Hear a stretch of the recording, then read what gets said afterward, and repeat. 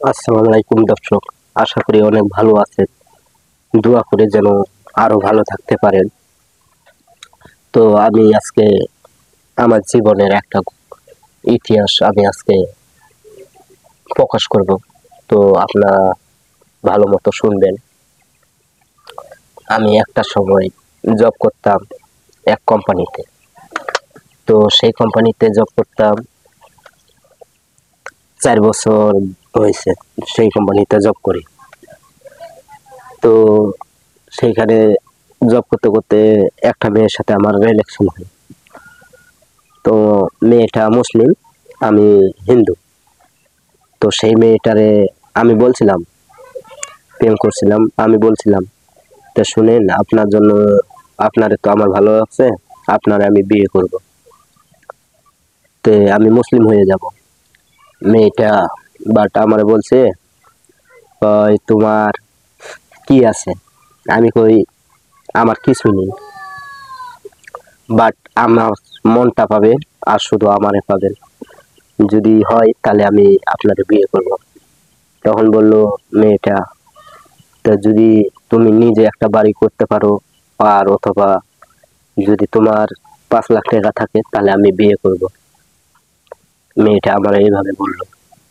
তো আমি তখন বললাম মেয়েটারে, শুনেন, আপনার জন্য আমি অন্য ধর্ম থেকে আরেক ধর্মে, আপনাকে ধর্মে আইতাছি, এটাই তো তোমার সৌভাগ্য, এর থেকে তুমি আর কি চাও? তখন মেয়েটা বলল, কয় সেটা দেখে তো আমার লাভ নেই, আমার লাগবো বাড়ি আর টাকা। আমি বাট চিন্তা করলাম, এতদিন কারে ভালোবাসলাম, আমার ভালোবাসাই বিফলে গেল। তো তখন আমি চিন্তা করলাম, না, এই মেয়েটারে ভালো ভাবছিলাম, মেয়েটা কিন্তু ভালো না।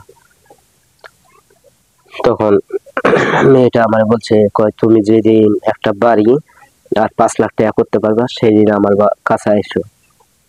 আমি বললাম, শুনেন, যদি একটা বাড়ি আর 5 লাখ টাকা যদি আমার কাছে থাকে তাহলে আমি তোমারে বিয়ে করবো কেন? তে তো আমি অন্য জনকেও বিয়ে করতে পারি। তখন আমি মেয়েটারে বললাম, তে দেখো, আমি তোমার জন্য মুসলিম হইয়া যেতে চাই, তুমি তারপরেও আমার বলো টাকা অথবা 5 লাখ টাকা তুমি আনতে কও, এটা তো আমার দ্বারা সম্ভব না। আমি যদি মুসলিম হয়ে যাই, তে আমারে তো আমার ফ্যামিলি তো মাইনা নিবে না, কিন্তু আমি তখন তো একা হয়ে যাব। মেয়েটা তখন বলল, কয় তুমি মুসলিম হবা, বাট আমারে বিয়ে কইরা যদি ফালাইয়া থুয়ে যাও গা, তখন আমি কি নিয়ে থাকবো? মেয়েটা কিছুতেই বিশ্বাস করাইতে পারলাম না। মেয়েটা বলছে, যদি 5 লাখ টাকা আর একটা বাড়ি করতে পারো তাহলে আমি বিয়ে করব। তখন বললাম, আমি আর তাহলে সরি, আপনি আপনার রাস্তায় থাকেন, আমি আমার রাস্তায়, আপনারে ভালোবাসাটা আমার ভুল হয়েছে। তখন মেয়েটা আর কি বলে, মেয়েটা আর কিছু বলে নাই।